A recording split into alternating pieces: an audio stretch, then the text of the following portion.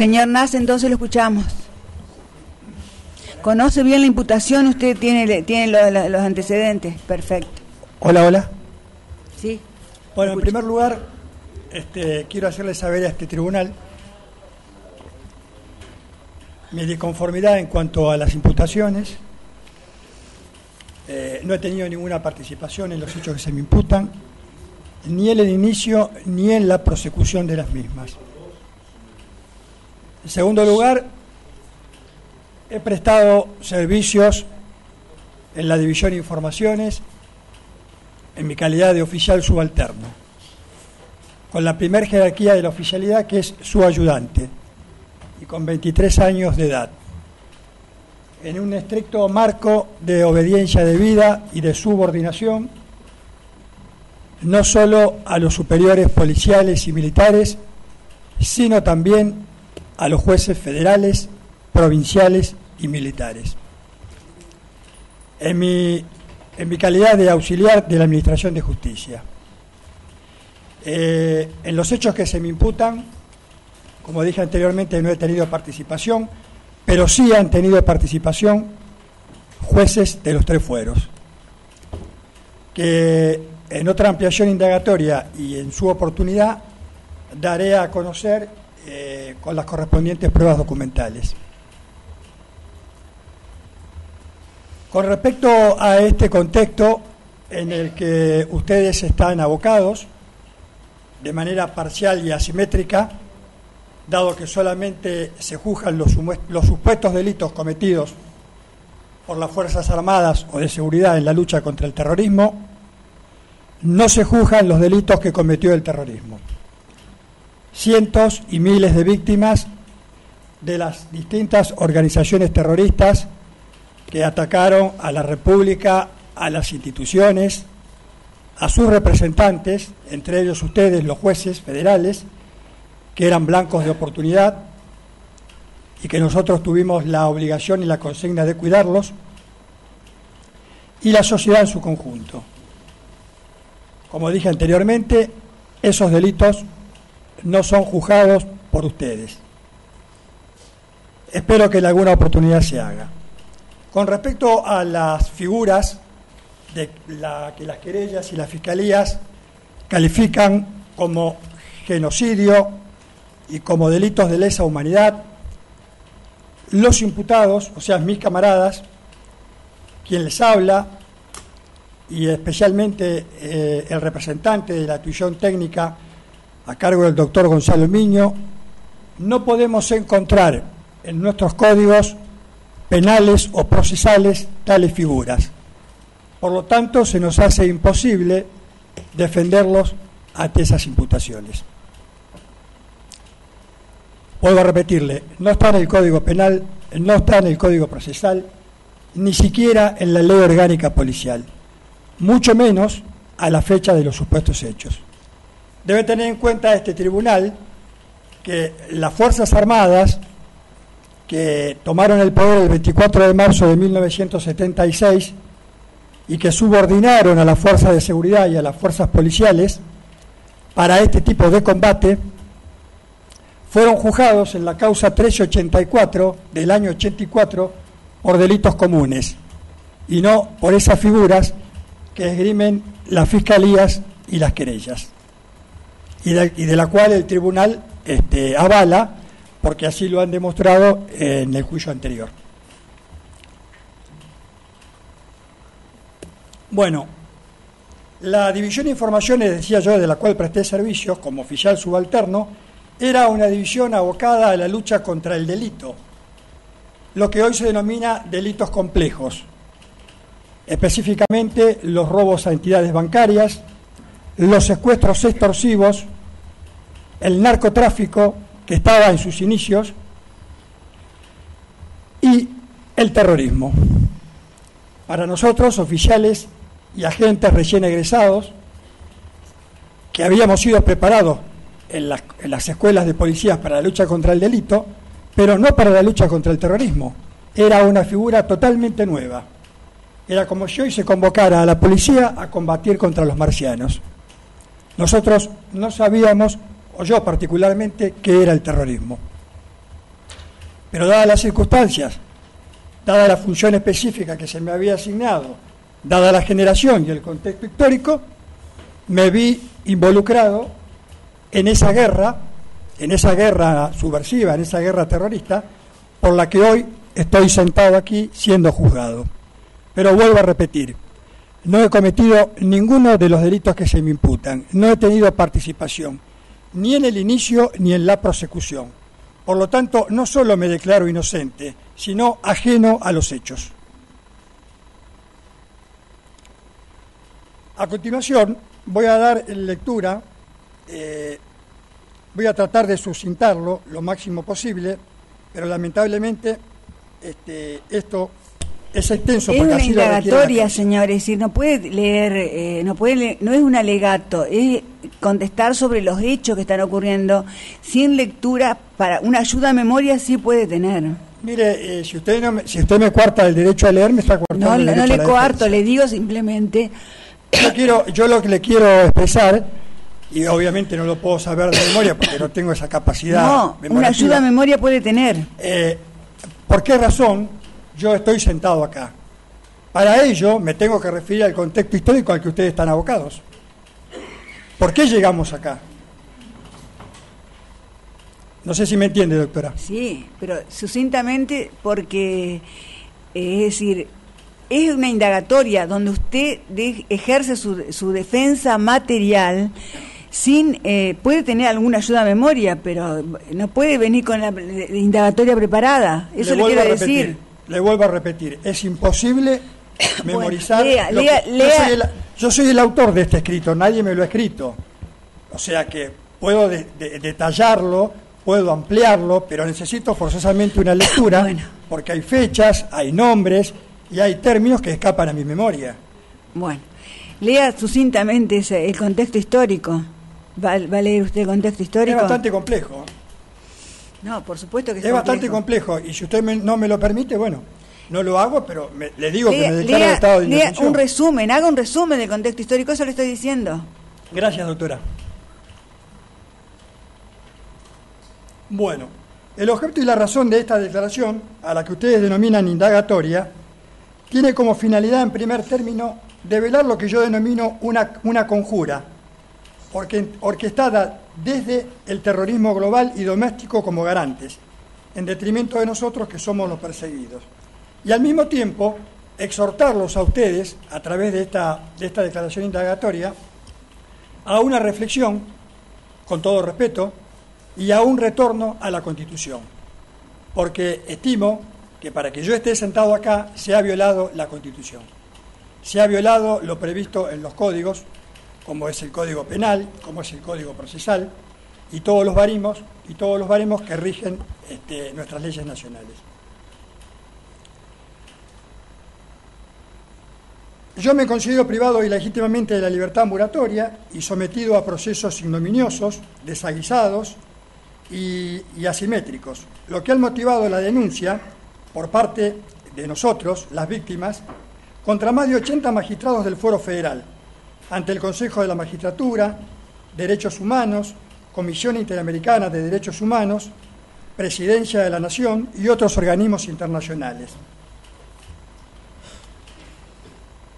Así las cosas, y en esta estrategia sin tiempos, digo yo, porque esto se sabe cuándo comienza y no cuándo termina.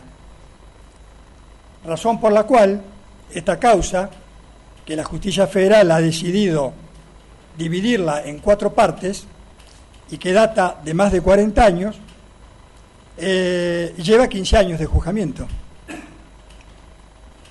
con prisiones preventivas sempiternas, y vuelvo a repetir, sabemos cuándo empieza, pero no sabemos cuándo termina.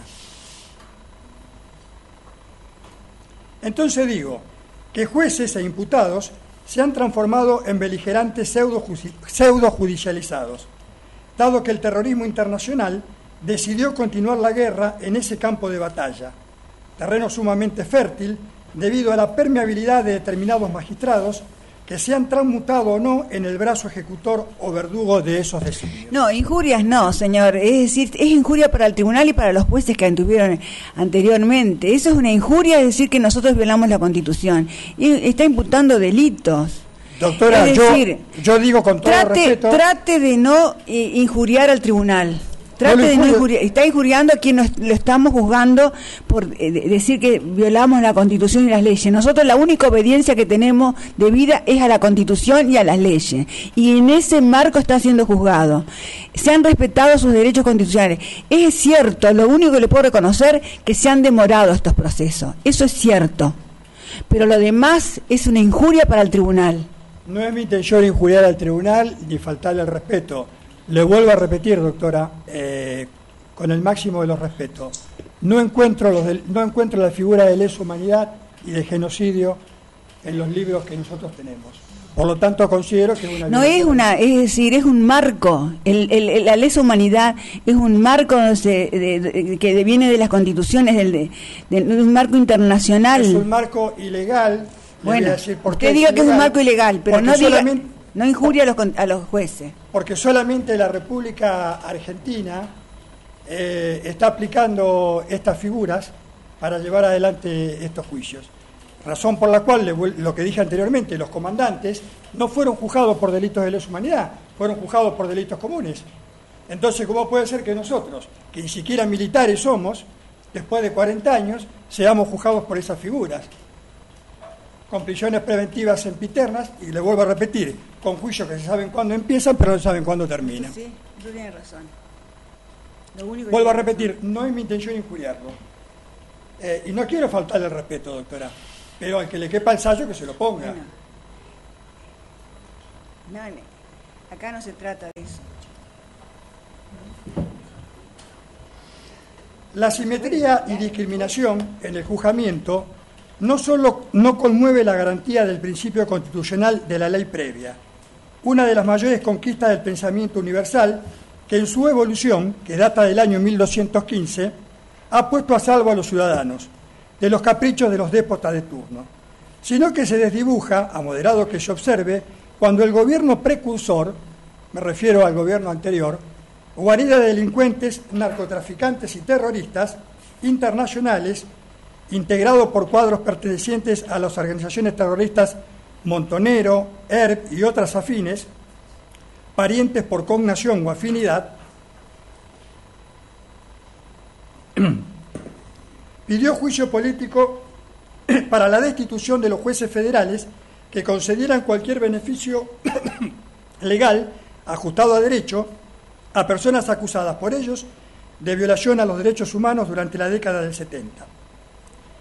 Extroyectando la culpa al Estado y a la sociedad que agredieron en su oportunidad, posición contrapuesta con la del discente, que en su representación siempre lo defendió en el estricto marco de la ley.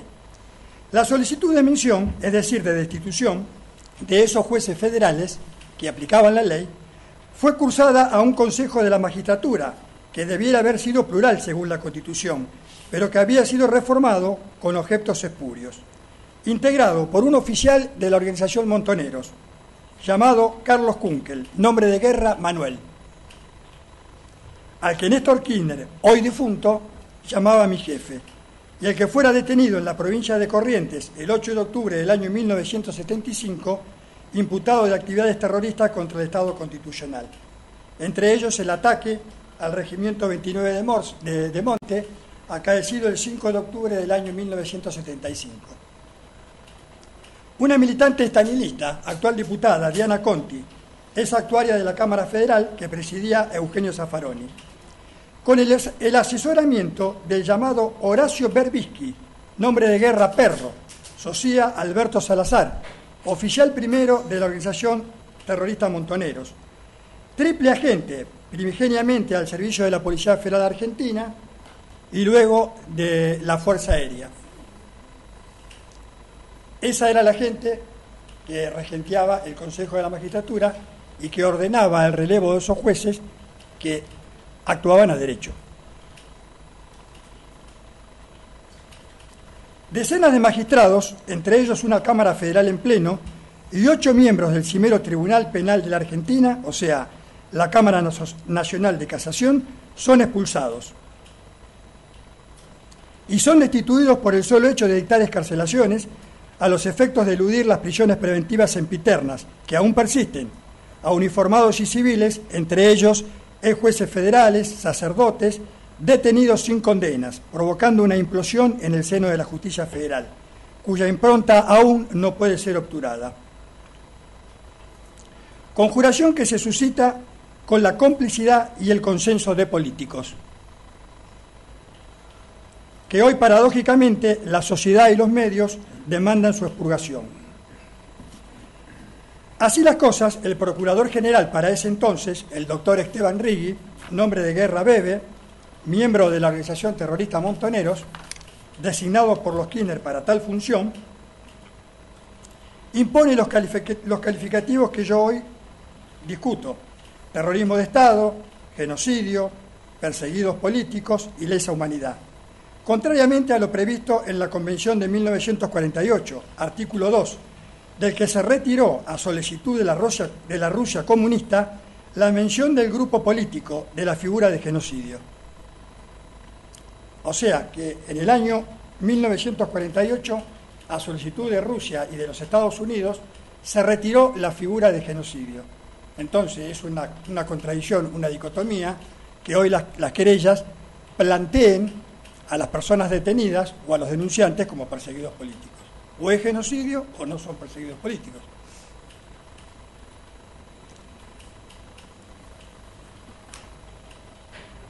Como consecuencia de eso, y en ese contexto histórico, refiriéndome a la década del 70, matan al doctor Jorge Vicente Quiroga, juez de la Cámara Federal en lo Penal de la Nación. Es asesinado a balazos por el grupo terrorista ERP el 22 de agosto del año 1974. Sus autores fueron retribuidos por el señor Néstor Kirchner durante su gestión como presidente de la Nación. Don Carlos Bianco, secretario general de la Cámara Federal, secuestrado el 26 de agosto de 1973, en pleno gobierno constitucional, por un grupo terrorista y mantenido en cautiverio durante un mes en un centro clandestino de detención, llamado por ellos Cárcel del Pueblo. Los mencionados resultaron víctimas del plan sistemático de persecución del terrorismo marxista durante gobiernos constitucionales. La suma de estos hechos y otros, precedentes y ulteriores, que no abundaré, hicieron que el entonces presidente constitucional de la Nación, en 3 oportunidades, teniente general Juan Domingo Perón, expresara por cadena nacional de radio y televisión: aniquilar cuanto antes ese terrorismo criminal es una tarea que compete a todos. Que el reducido número de psicópatas terroristas que van quedando deben ser exterminados uno a uno por el bien de la República. 22 de enero de 1974.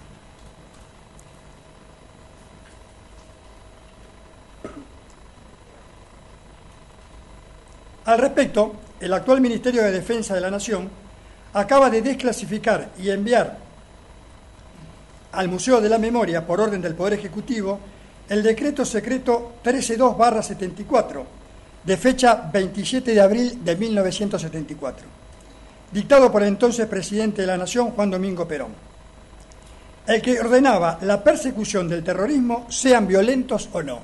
Y estamos hablando de un gobierno constitucional, mucho antes del 24 de marzo del 76. El que consta de 2 fases: conflictos graves, número 1, llamado Topo, y número 2, llamado Yacaré. El mencionado decreto expresa textualmente: el Estado argentino enfrenta la subversión terrorista armada de grupos radicalizados que buscan la toma del poder para modificar el sistema de vida democrático pluripartidista. En su artículo 2 se aprueba la directiva para el planeamiento de la guerra eventual correspondiente a la hipótesis de guerra denominada Alfil. Firma el presidente de la Nación y el ministro de Defensa, doctor Federico Robledo.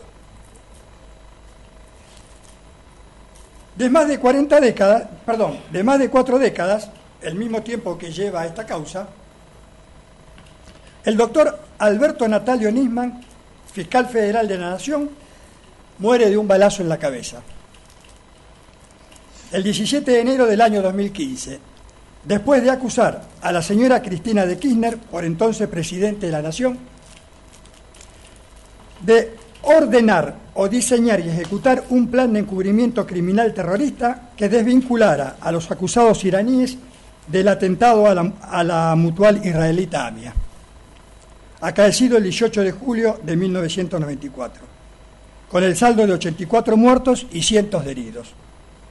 Los imputados, dice, fueron especialmente seleccionados para instrumentar los designios criminales de la señora Presidente y su canciller, que consistía en dar impunidad a los terroristas a cambio de la suma de $10.000 millones por medio de la firma de un tratado con los responsables del atentado que simbólicamente se firmó el 27 de enero del año 2014. Y digo simbólicamente porque es la fecha en la que se conmemora el Holocausto judío. Acción criminal de estrecha vinculación con la organización terrorista Montoneros, de reconocida condición antisemita, cuyos integrantes ocuparon los cargos de mayor relevancia durante la administración kirchnerista. Lamento decirlo, y no es una injuria, pero no solo hubo miembros en el gobierno nacional, sino que hubo terroristas designados por los Kirchner en los tres poderes, y ha sido lamentablemente también en el Poder Judicial.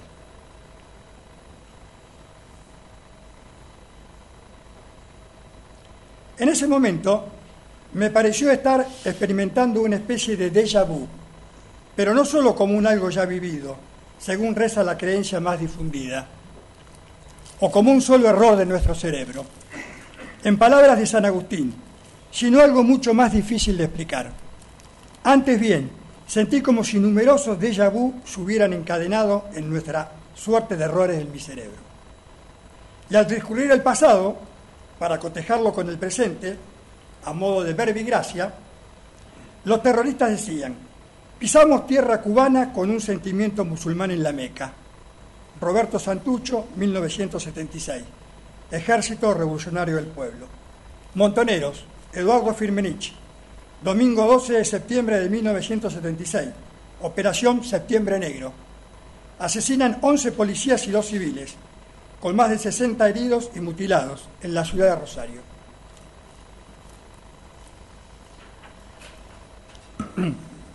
Mediante la utilización de un coche bomba arrojado contra el colectivo policial que transportaba ese personal. Hecho similar al acaecido el 18 de julio de 1994 en la mutual Lamia, donde Montoneros, como dije anteriormente, fue la conexión local. Ahora bien, en el término de 18 años se producen 4 atentados terroristas que son los más grandes de la historia argentina, con un saldo de 130 muertos y más de 500 heridos, y con un denominador común: Montoneros, y con un ingrediente exógeno, C4, material plástico, fabricado por Montoneros en la localidad de Villa Domínico, provincia de Buenos Aires, y en la ciudad de Rosario, en la calle Santiago al 1400, donde funcionaba con la cobertura de una fábrica de sodas. ¿Y cuáles son esos atentados? El 2 de julio de 1976, Policía Federal. El 12 de septiembre del 76, colectivo policial. El 17 de marzo del 92, Embajada de Israel. Y el 18 de julio del 94, la AMIA. Operaciones similares a las realizadas por otras organizaciones terroristas en el resto del mundo, con el objetivo de sembrar el terror. Por ejemplo, el atentado terrorista del 14 de abril de 1983 contra la Embajada de Estados Unidos en el Líbano. Señor Nas, ¿usted está ejerciendo una especie de justificación de conducta de los militares y de la policía con estos hechos? No. Entiendo como una causa de justificación. No, para nada. Usted me dice es contradictorio, usted me negó los hechos y ahora está como justificándolo. Yo le digo que en lo que a mí me compete no he tenido ninguna participación. Es decir, una defensa contradictoria. Me dice que los niega y acá lo está reconociendo, está reconociendo una especie de... No, estoy contándole la historia.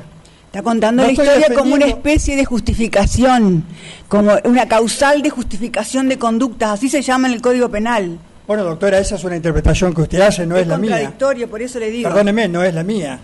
Bueno, Yo estoy, siga, pero le le quiero estoy diciendo decir- que en este contexto en el que estamos involucrados y por la cual la razón que yo estoy sentado acá, es necesario que analicemos por qué llegamos a esta situación. ¿Qué fue lo que motivó a que llegáramos a esta situación? Si ignoramos el pasado, no podemos analizar el presente. Lo hago con todo respeto y no estoy justificando ningún delito. Si no, cometería el delito de apología. Nada más lejano que eso, doctora.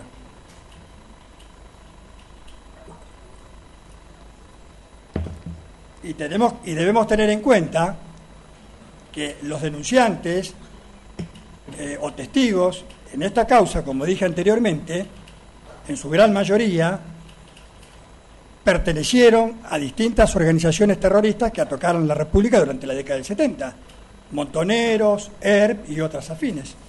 Tienen nombre y apellido, han sido juzgados, por eso le digo. han sido condenados, algunos han sido condenados, otros no, han tenido defensores oficiales, han participado jueces federales y militares.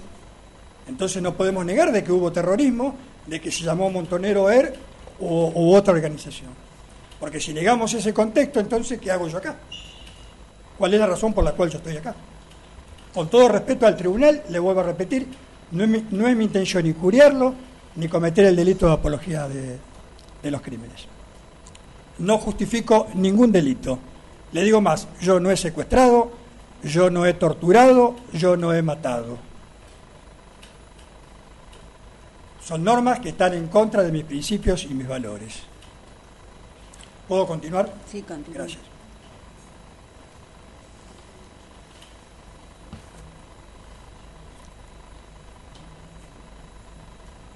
Empero, los estados agredidos no se constituyen en querellantes contra sus propios integrantes. Es decir, agentes de fuerzas estatales encargados de las investigaciones, operaciones y esclarecimientos de hechos criminales, ni tampoco se erigen monolitos, placas, ornatos u ofrendas a sus victimarios, ni se consienten la posibilidad de que ocupen cargos públicos, sean tratados como jóvenes idealistas u héroes nacionales, u operen como células parapoliciales, porque incontestablemente esos estados no son partes ni aguantaderas de las bandas terroristas.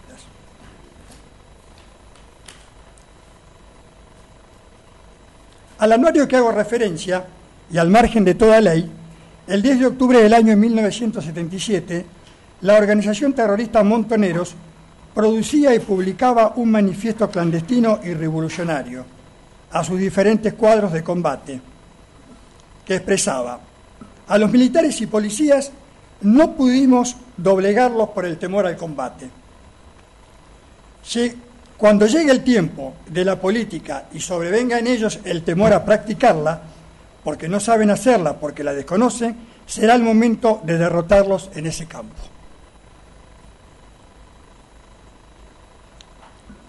Dicho manifiesto revela el desahuciado error de calificarlos hoy con el mote de perseguidos políticos, puesto que lo que supuestamente los perseguían desconocen de política, tienen temor de practicarla, expresiones que surgen de sus propios dichos.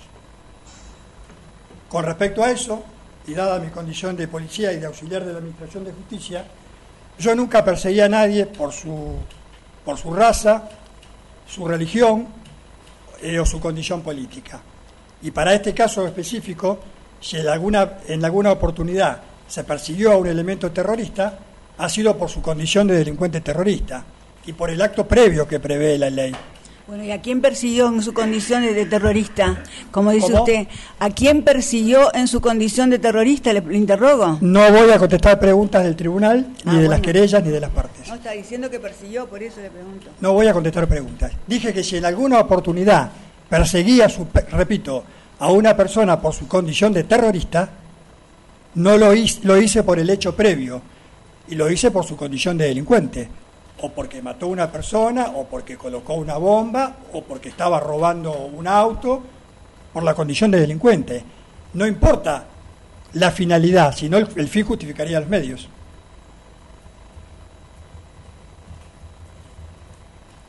Con el discurrir de los años, los integrantes de Montoneros denominaron a sus operaciones políticas militares en la década de 70 en el marco de una guerra civil intermitente. Lo dicen ellos, guerra civil intermitente. En oportunidad de firmar en el otoño del año 1989, a los 17 días del mes de abril, un acta de pacificación nacional. Posterior al asalto a la unidad militar de La Tablada por terroristas del MTP. Dicho texto se convierte luego en juramento solemne y es depositado a los pies de la Virgen de Luján, patrona de nuestra patria, en persona por el autodenominado comandante Mario Eduardo Firmenich.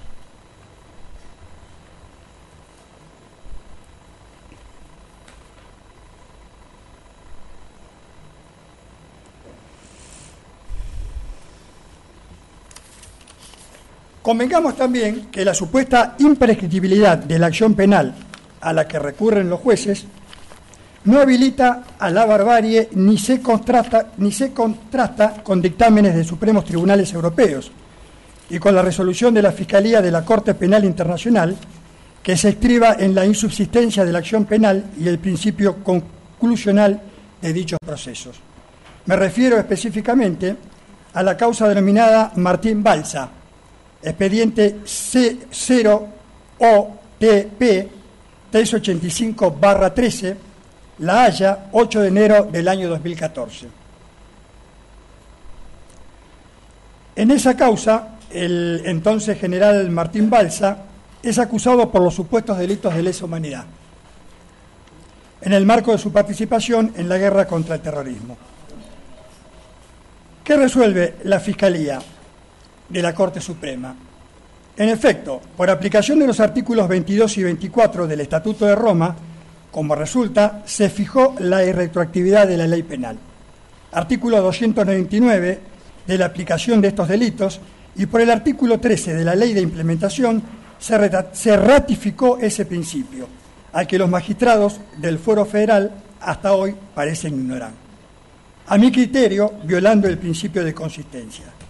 Queda claro entonces que la Corte se rige por el Estatuto de Roma, resolviendo que solo podrá ejercer su competencia respecto de los actos cometidos después de la entrada en vigencia de dicho estatuto, es decir, a partir del 1 de julio del año 2002, lo que expresa taxativamente la irretroactividad de la aplicación de las normas.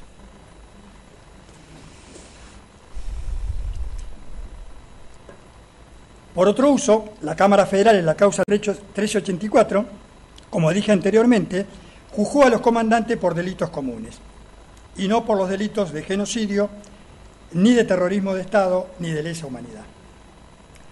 La Cámara dijo en esa oportunidad, aunque ello no quita gravedad objetiva a los delitos que se pueden haber cometido, corresponde hacer mérito de que los hechos juzgados se produjeron como reacción a los criminales ataques que la sociedad y el Estado argentino sufrieron por parte de esas organizaciones terroristas.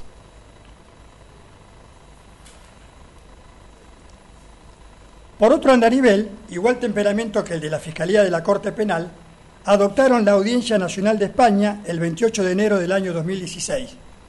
Sala en lo Penal, sección 4, Madrid. Causa Carlos Fernando Gori, negando la extradición solicitada por la justicia argentina. El 23 de septiembre de 2016, al resolver la prescripción de la acción penal y la inexistencia del delito de genocidio y de lesa humanidad en la causa Jorge Pedro Rodolfo Wagner. La Corte Suprema di Cassazione de Italia, el 12 de septiembre del año 2013, denominada Carlos Luis Malato, por razones similares, niega la extradición y considera que no existió el delito de genocidio. En la misma directriz, el Tribunal del Distrito Sur de la Florida, de Estados Unidos, en el año 2011, causa Roberto Guillermo Bravo y causa Gauto Raúl, denegatoria de extradición por los mismos motivos, fundada en la prescripción de la acción penal, recalcándose en todos los casos la irretroactividad penal y rechazando las absurdas pretensiones del gobierno argentino.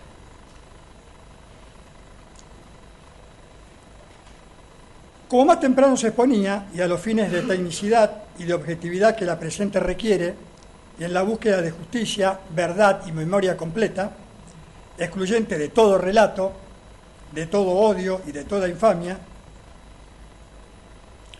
estimo que se ha decidido arbitrariamente sobre la libertad, la vida, las haciendas de las personas, su honor y su dignidad de los hoy imputados.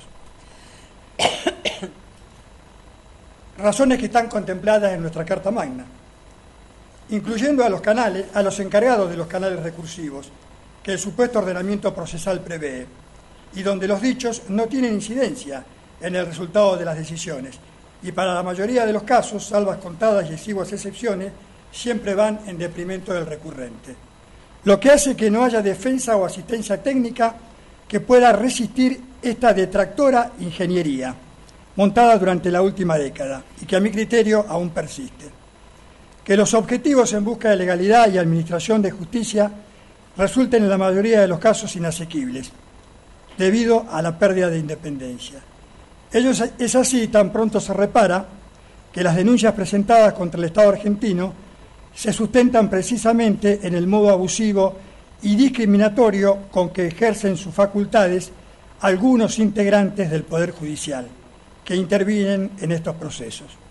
Para el caso es como pedirle al ladrón que le restituya a la víctima lo robado, para este caso la libertad y el resto de los derechos sustraídos, y que actúa como factor de imposible reparación ulterior, porque el ladrón también se ha robado la vida. En los párrafos anteriores yo me refería a que el gobierno anterior había designado a miembros de integrantes de organizaciones terroristas no solo en el Poder Ejecutivo, sino también lo había hecho en el Poder Judicial, y a la prueba me remito.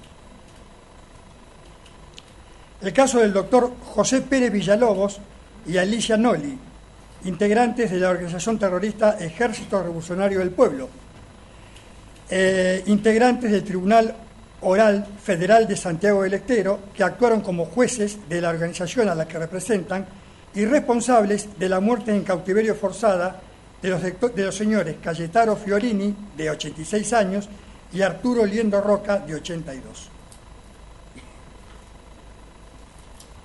Por eso le decía que lamentablemente también esas designaciones alcanzaron a la justicia y en algunos casos a las fiscalías, que para ese entonces dependían del Procurador General, que era el doctor Esteban Rigui.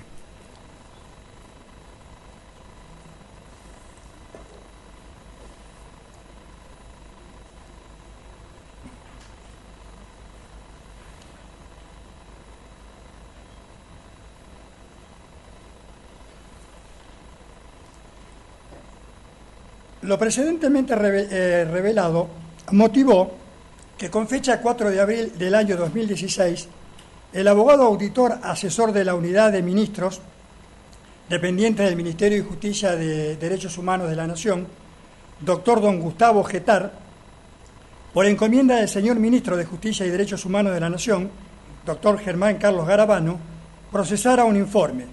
En ese casuístico textualmente expresaba: la cuestión traída adquiere sentido y trascendencia por cuanto no puede desatenderse su posible vinculación, los hechos denunciados por el señor Guzmán, respecto a las muertes de personas en cautiverios, como es el caso específico del médico de policía Giaqueta, el ex uniformado Mastandrea, los policías Portillos y Becerras, que según sostiene, agonizaron víctimas de un abandono y crueldad ajena a todo derecho humano.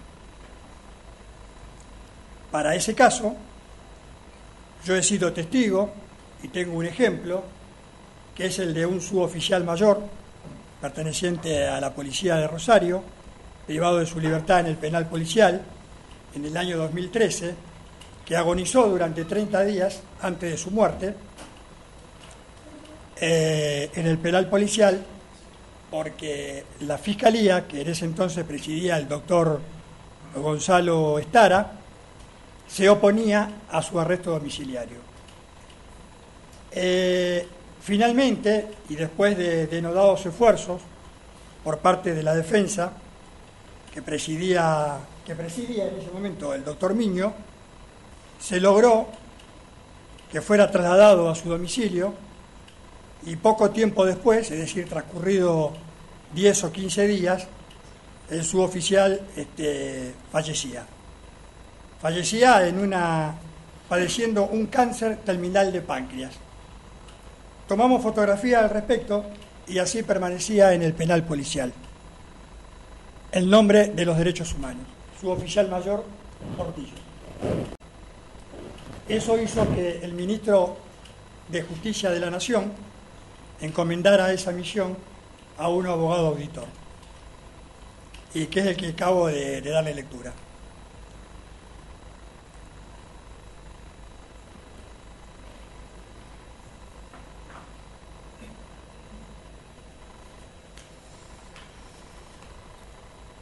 El señor presidente de la Nación, ingeniero don Mauricio Macri, en su discurso de Asunción, el 10 de diciembre del año 2015, manifestó,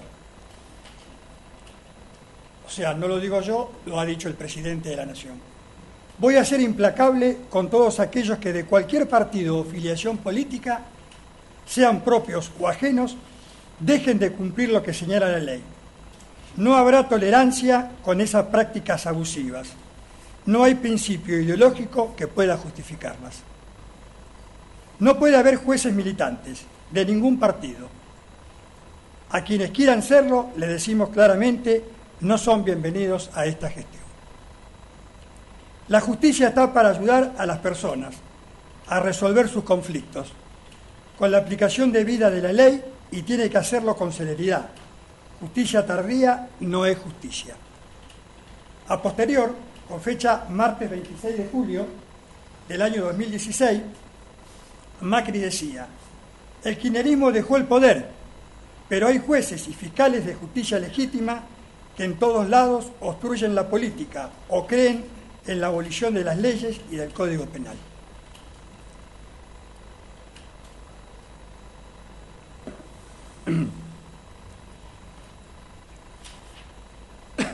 Córdoba, 12 de julio de 2017. Macri decía: desde la Procuración tampoco se ha ayudado en la lucha contra el narcotráfico, refiriéndose específicamente a la doctora Gil Carbó. Así las cosas, y en esa misma directriz, llegamos a la cuestión que los denunciantes o querellantes en estas causas, para ser indemnizados por el Estado, se le impusieron cláusulas ineludibles, entre ellos la obligación de denunciar con nombres, apellidos o apodos, impuestos por ellos mismos a los supuestos victimarios, con argumentos inembarcables, violando el derecho a la defensa, puesto que se los condicionó a imputar al azar para ser acreedores de la gracia dineraria, impostura que consta en los legajos indemnizatorios, cuya incorporación a esta causa, tengo conocimiento, ha solicitado el doctor Gonzalo Miño. Por otra banda, y por las mismas razones, estoy en desacuerdo, pongo en crisis la admisibilidad de la declaración de los denunciantes, muertos o vivos, integrantes de esas organizaciones, como testimonio único, suficiente, como se ha dado prueba, para el dictado de una condena o prisiones preventivas sempiternas. Idéntica modalidad, y sin injuriar al Poder Judicial, se ha utilizado en los llamados juicios revolucionarios, donde se aplicaban a sus víctimas, y como es obvio, ese tipo de medidas. Esos juicios revolucionarios los llevaron en su oportunidad los integrantes de Montoneros y Hierro, con penas que iban desde la degradación de la organización hasta la pena de muerte, que ellos mismos realizaban. Y digo que no basta que una persona acuse para que a la otra se la condene, por los dichos, y por ende es un hecho limitativo del mencionado testimonio, donde los testigos no son absolutamente interesados, lo que implica la cesantía del testimonio, habida cuenta que se trata de elementos que pertenecen a una misma facción. Pacto Internacional de Derechos Civiles y Políticos, artículo 14, párrafo 3º, inciso E. garantiza el derecho a toda persona sobre la que pesa una acusación penal a interrogar o hacer interrogar a los testigos de cargo, actividad que a veces en estos juicios es imposible lograrlo. Y acá hago una apreciación de carácter estrictamente personal y no leída, sino verbal, donde digo que se debe prescindir de estos testimonios, habida cuenta que a poco que se lean o se escuchen, según las circunstancias y según corresponde, se advierten pluritos colusivos con conceptos contestes, con contextos contradictorios, contestatarios porque se pueden impugnar, con una gran afinidad a la mentira y a repetir, a decir lo que le dijeron que diga. Entonces, esos dichos no se compadecen con la verdad de un testimonio que podía ser omnipresente, un término que ya viene a cualquiera de las dos acepciones del diccionario de la lengua española, pero en un idioma más claro, objetivo, en un idioma llano y sin quejas parroquiales, digo que estos testimonios están nulos, viciados de nulidad absoluta, son insanablemente nulos, porque como dije anteriormente, pertenecen a organizaciones criminales, terroristas, que fueron las que atacaron la República en la década del 70. Y que no solo son testimonios necesarios, sino son testimonios interesados.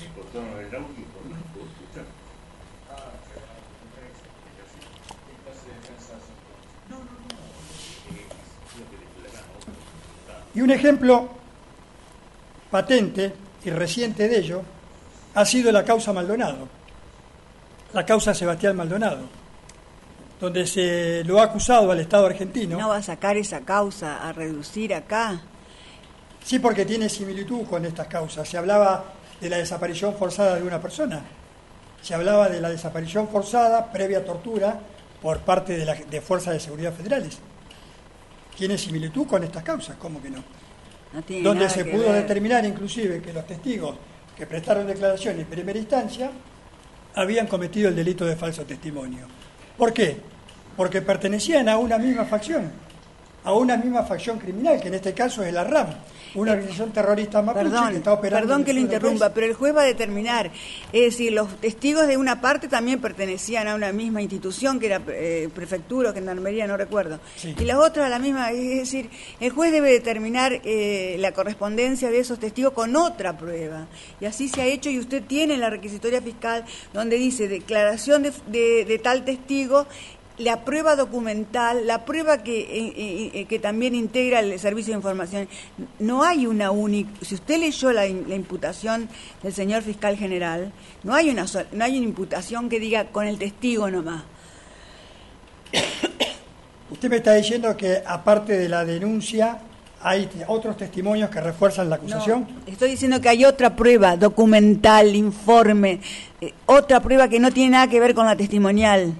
Otros medios probatorios, otra fuente probatoria. Bueno, mire, yo le hablo con respecto a la experiencia Hubiera vivida, leído la requisitoria. como le dije anteriormente, y por haber participado como imputado en el juicio anterior a este, que este es la continuación del anterior, donde las imputaciones que se me hicieron se basó únicamente en los testimonios, y llegó a tal punto que los testimonios se leyeron, fueron por escrito, porque los denunciantes o las víctimas no concurrieron al estrado a prestar declaración.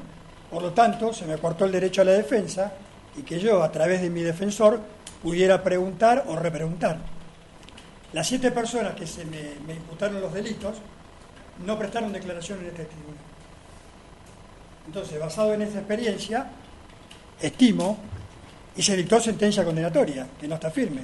Entonces, basado en esa experiencia, la cual la he sufrido en forma personal, estimo que los tribunales se basan solamente por el testimonio, más allá de que esté escrito o no esté escrito. Con respecto a los hechos, ¿va a declarar los hechos que se le atribuyen? ¿Cómo, doctora? Con respecto a los hechos que se le atribuyen, ¿va a declarar? Es decir, ¿quiere que se los lea? No, en su oportunidad le dije anteriormente que voy a prestar declaración y voy a prestar una defensa caso por caso. Caso por ¿Lo caso. va a hacer ahora o no? No, en otra oportunidad, doctora, si bueno. usted me Sí, deja, sí, ¿no? puede hacerlo en cualquier oportunidad. Por eso, no lo considero oportuno en este acto, pero más adelante lo voy a hacer.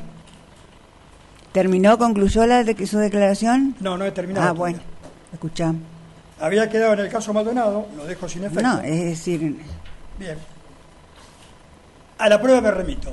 Cámara Federal de Casación Penal, Sala 3, 9 de junio del 2016. Integrada por los doctores Eduardo Rafael Rigui como presidente, Liliana Catucci y Ana María Figueroa, en disidencia.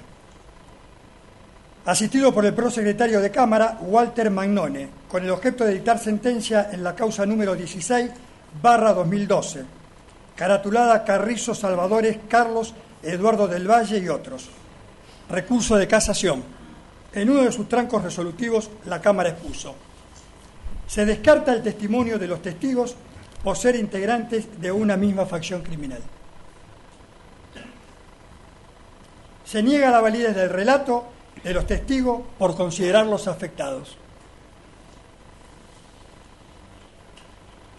Por lo que se viene exponiendo, quedó claro que no era una facción civil rebelde, sino una bien pertrechada, adiestrada y disciplinada a modo militar con objetivos determinados a combatir fuerzas estatales legales. Le repito, 9 de junio del 2016, Cámara de Casación Penal, Sala 3.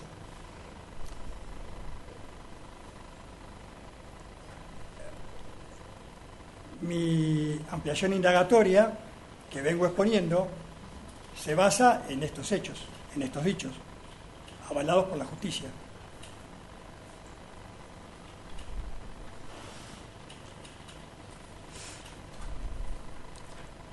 Leyendo, porque soy un amante de la lectura, recurro a un texto titulado El Señor de la Corte,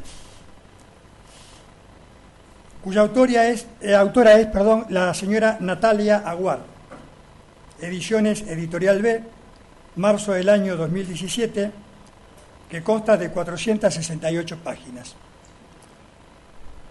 En el capítulo 13, página 460, titulado La voz del hombre más poderoso y más temido, la doctora Aguiar entrevista a su interlocutor, que es el presidente de la Corte Suprema, el doctor Lorenzetti, y le pregunta: ¿usted fue militante peronista desde la época universitaria de la JP? En noviembre de 1976, los militares lo fueron a buscar a su casa en Santa Fe, donde vivía con otros amigos, y lo salvó su amigo Horacio Calciati. El doctor Lorenzetti contesta: me hace preguntas de hace tantos años atrás. Se toma la cabeza, la inclina hacia atrás, se acomoda en el sillón. Hay unos minutos de silencio y continúa: fueron tantos años, pero sí, así fue. Época universitaria de la JP ligada a Montoneros.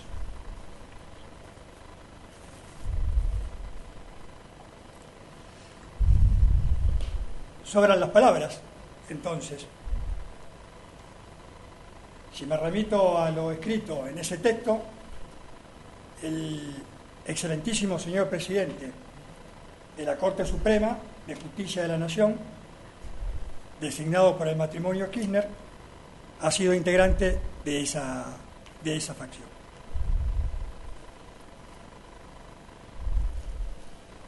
Y sigo leyendo y encuentro el testimonio de dos integrantes de Montonero, José María Ramat y Eva Josefina Ramat.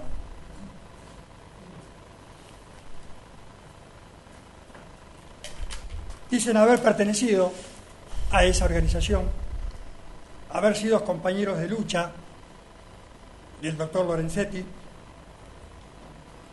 haberlo llevado hasta la Corte Suprema como ministro para que cumpliera con los designios de la organización, y hoy lo tratan de traidor comparándolo con la Malinche.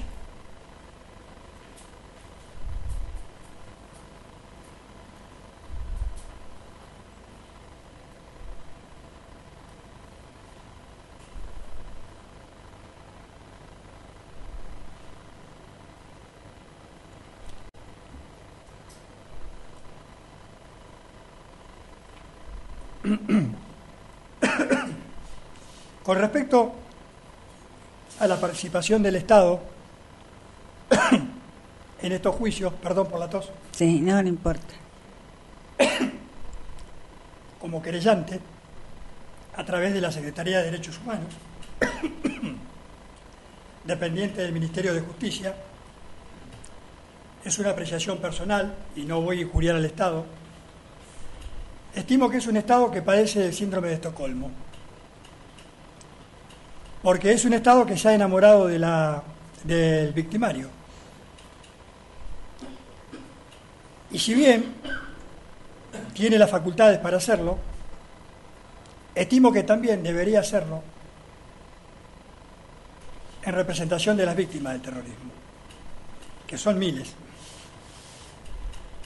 Y que cuando se habla de víctimas, todas las víctimas son iguales.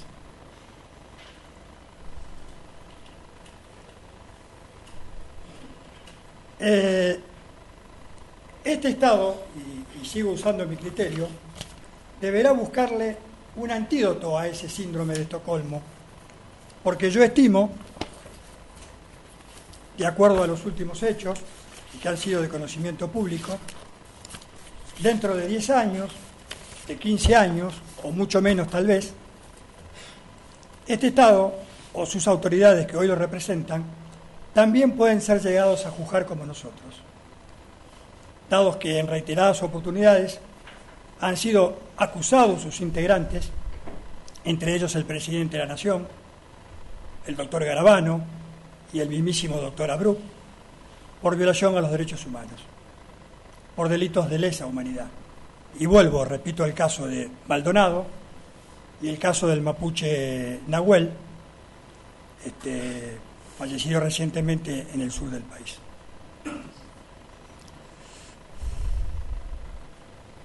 Sería lamentable que eso sucediera, pero las perspectivas y la experiencia indica que está dentro de las posibilidades.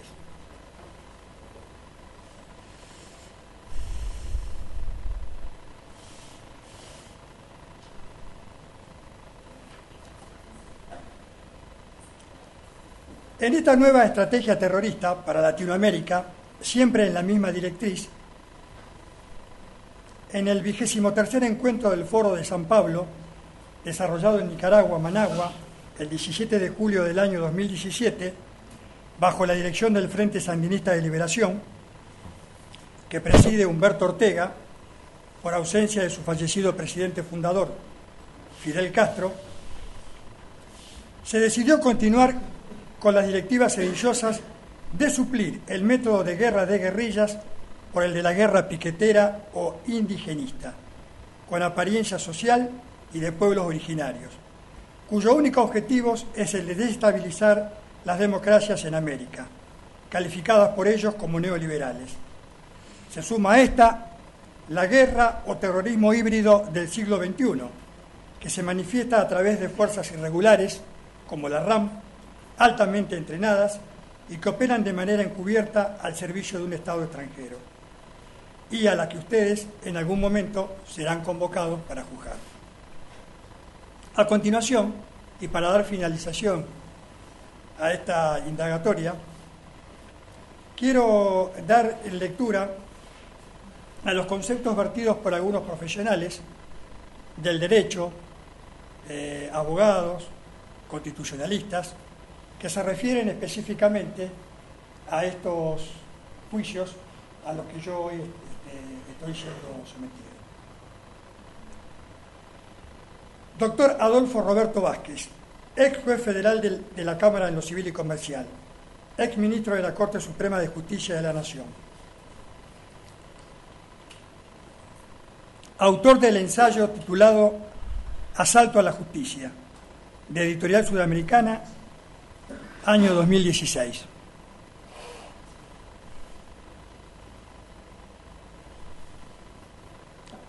En lo relativo a las leyes de obediencia debida y punto final, la Corte se había expedido en reiteradas oportunidades, en más de 13, declarando su constitucionalidad desde la época del presidente Alfonsín, criterio que se mantenía hasta ese momento. Añadí que no entendía el hecho de que no se me hubiera aceptado mi dimisión y ahora, en el año 2004, se pretendiera echarme de la justicia. Este accionar nuestro de estricta justicia constitucional, avalando las leyes de obediencia debida y punto final, nos valió que varios integrantes de esa Corte, entre los cuales me incluía, sufriéramos amenazas de todo tipo, entre ellos amenazas de muerte, no solo dirigidas hacia nuestras personas, sino también hacia nuestras familias. Es dable recordar que el doctor Vázquez fue víctima de un atentado el 25 de agosto del año 2004 en el acceso norte, cuando regresaba de la localidad de Pilar en su vehículo oficial, salvando milagrosamente su vida. Doctor en Derecho y Ciencias Políticas, doña Virginia Gamba, opina sobre los juicios de lesa humanidad. Estos procesos judiciales sobre delitos de lesa humanidad son ilegales. Doctora en Derecho, doña Victoria Eugenia Villarruel, presidente del Centro de Estudios Legales sobre el Terrorismo.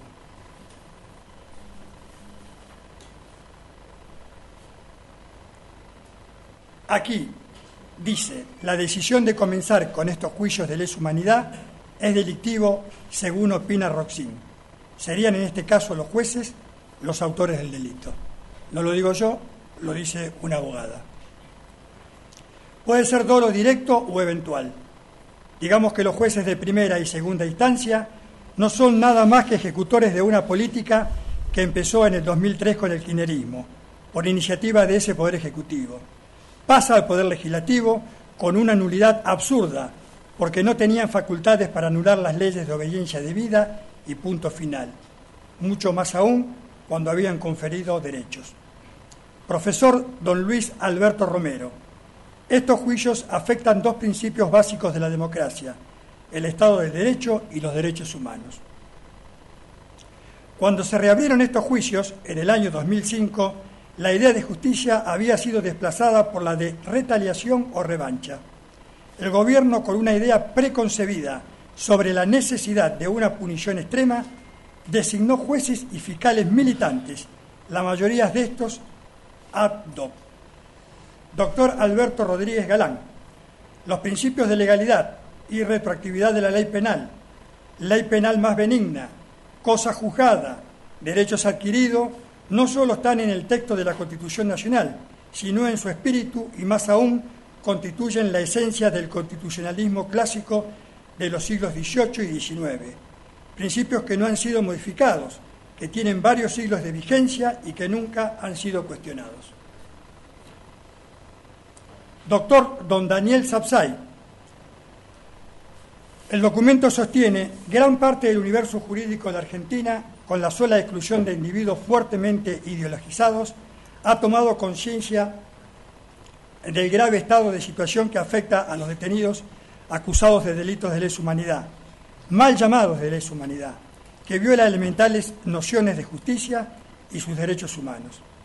A su vez, afirma que bajo el pretexto de la comisión de esos delitos se violó el principio de legalidad, se reabrieron procesos que habían adquirido categoría de cosa juzgada, privándolos al derecho de un debido proceso, se les ha negado el beneficio de la detención domiciliaria y se los ha excluido en una asistencia médica elemental. Doy por concluido mi declaración indagatoria y hago reservas para otro acto.